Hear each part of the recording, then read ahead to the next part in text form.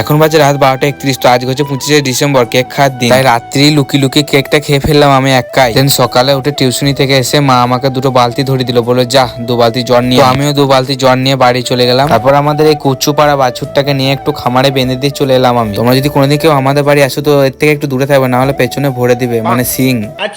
দেন বিকালে bat ball গুলোকে নিয়ে মাঠের দিকে চলে গেলাম, আর এসে দেখি আমাদের সব বড় বড় খেলার গুলো রেস নিচ্ছে। দেন তারপর খেলতে লেগে পড়লাম।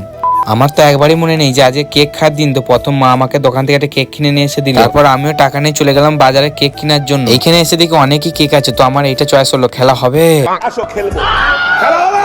দেন তারপর একটু মাংসের দোকানে চলে এলাম মাংস নেওয়ার জন্য। দেন আমি যে কেকটা নিয়ে এলাম ওইটাকে পিস পিস করে কেটে প্রথম দাদু ঠাকুমার কাছকে নিয়ে যেয়ে বললাম যে তোমরা টেস্ট করে দেখো কেমন খেতে। দেন তারপরে এসে দেখি চয়ন আমাদের বাড়ি এসেছে, আর এসে দেখতে পাচ্ছ এই পরিভোজন করার জন্য বসে গেছে। আর এইদিকে বদিমণি আমাদের বাড়ি এসেছিল, আর মা এইদিকে মাংস রাঁধছিল। তোমরা কটা করে কেক খেলে কমেন্টে জানিও।